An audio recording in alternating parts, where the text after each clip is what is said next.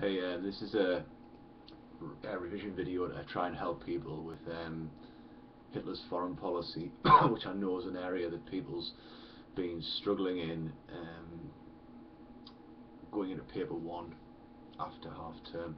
I just had to start off and say sorry I've not been able to be in work to take people through to this exam. There's really nothing more that I would have liked to have done than obviously see you through to your GCSE. Obviously I've failed in that by about 4 weeks. Basically put, everybody knows that I'm leaving in July. I haven't run away to Mexico to run a drugs cartel, as someone told us. I haven't had some type of spectacular, dramatic leaving the school and like walking out type thing. That hasn't happened either. I've heard that one. I've heard a few, believe me. Basically, when I decided to leave in, I think it was the beginning of March. The reason, or the key reason why, is I was told at the end of February that I have a condition called burnout. I've had that condition for now going on about 2 years, we think. It's very, very similar to what the cricketer Jonathan Trott has, and it's affected his cricketing career. And I could have gone on the sick in February ill. I wasn't very well. I was feeling the effects of it pretty badly. I had been pretty much all of this year and parts of last year massively.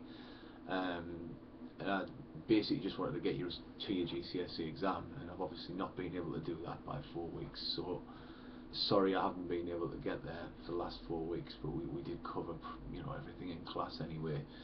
And the only way I can really help you going towards your GCSEs is to do some booster videos. And this is an area I know people are struggling. You have to bear with us a little bit. I've had flu for, believe it or not, 6 days. This is the first day where I felt somewhat human again, which is a system rundown, the part of burnout. So that's why I'm not there. I really wish I could be. I'm sorry about that, and I hope this will some way help you as best you can. Okay, so Hitler's foreign policy. Basically, background story to it is that Hitler dictated Mein Kampf when he was in jail in 1924, and in this he set out three very clear aims for what his foreign policy would be. The first one was he wanted Germany to be great again. Germany had been humiliated by World War I, it had been destroyed with the Treaty of Versailles, and he wanted to return Germany to being a great power, a great nation again. Another one is he wanted all German-speaking people in one Germany united under him, under Hitler's rule. And the third one was that obviously he thought that Germany wouldn't be big enough, so he wanted to get more land for Germany to expand into. This was called Lebensraum, and the land would be in the east of Europe. A fourth aim that is not in the exam rubric is he just wanted another war. Okay, he wanted another war. He wanted revenge for World War One, so he wanted World War Two. So with his aims, he basically knew he had to destroy the Treaty of Versailles.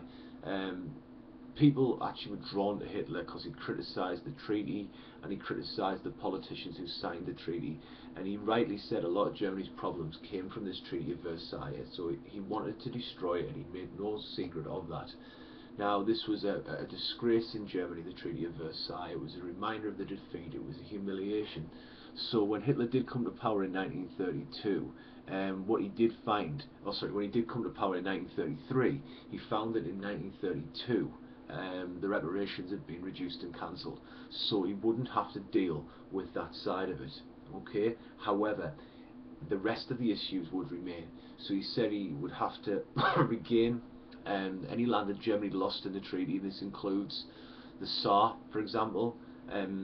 He wanted the 7 million people who were German-speaking people in Austria, he himself being an Austrian, he wanted those as part of Germany. He wanted Anschluss, which was explicitly forbidden in the Treaty of Versailles.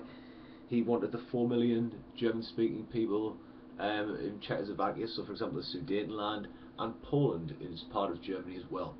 He wanted to build up Germany's army, which had been destroyed by the Treaty of Versailles. He wanted to build up the armed forces, so that includes as well, like for example the navy, which had been destroyed.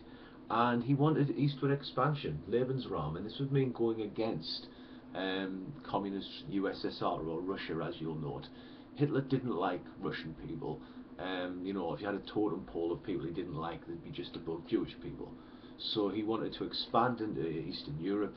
He saw France as an enemy to the west because of what their role in Versailles in World War One, and to the east, the Russians, who he didn't like. And he argued that Germany would have to have Britain and Italy as friends, as allies. Okay, so Hitler aims foreign policy. We've covered that. I'm going to do another video in a moment about the early days, but just again want to say that, you know, sorry I couldn't be there. I really wanted to be. Tried, you know, got within I think about 4 weeks of it. Alright, but hopefully this has helped a little bit.